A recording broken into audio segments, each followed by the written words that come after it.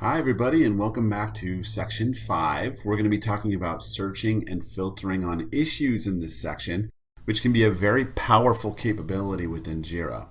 Alright, we're going to talk about issue searching using JQL. We're going to talk about saving and managing your filters. We're going to talk about executing bulk changes. We're going to talk about creating new boards from your saved filters. So in video 1, let's talk about issue searching using JQL. We're going to talk about what is JQL, give you more information on that. We're going to talk about writing queries in both the simple editor and the advanced editor in order to return results, and then we're going to talk about how to export those results to use them in other ways. First, let's talk about JQL. Now, you don't want to confuse this with the Java query language, which is something different. Okay, it's the JIRA query language.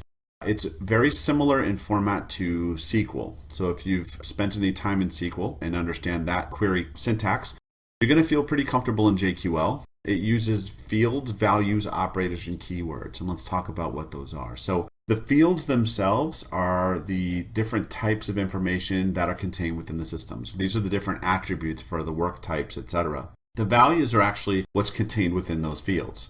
So those are the actual values that we would be looking for. The operators are essentially the heart of the query. They're the intelligence, right? So they'd be things like equals or not equals to or less than, etc., which we would then use to create some intelligence around the fields and values. And then we've got keywords, which are really reserved words that we use in our query language to connect these different operators together. I've put in here a link to a post on the Atlassian website, which talks more deeply about searching JIRA. You can see here it's called Search JIRA Like a Boss with JQL.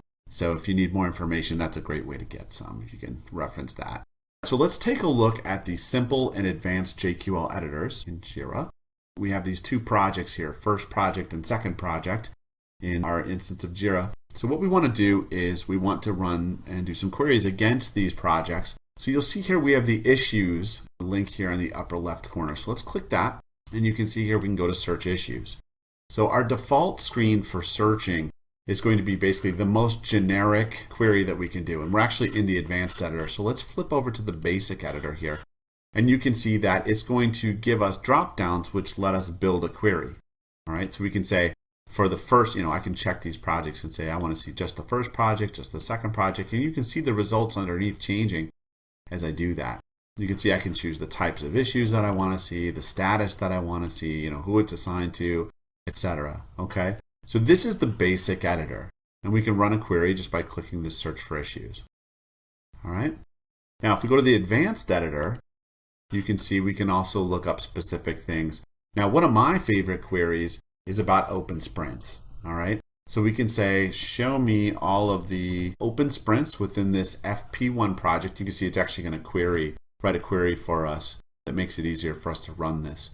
So I can say with first project and my issue type equals story. Then we want to order these. And so you can see how this works. I can use the advanced editor to write my queries. Now I've already written this query here, which is for the first project, and the issue type is story. Show me everything that's in an open sprint and order that by the created date descending. And you can see here, what we get back is two stories. Right? These are the two stories that are currently in the first project and are in an open sprint. All right, so there you can see how we would write a query in both the basic and advanced query editor. And I've also given you a nice little sheet with this open sprints. In the next video, we're going to talk about saving and managing those filters.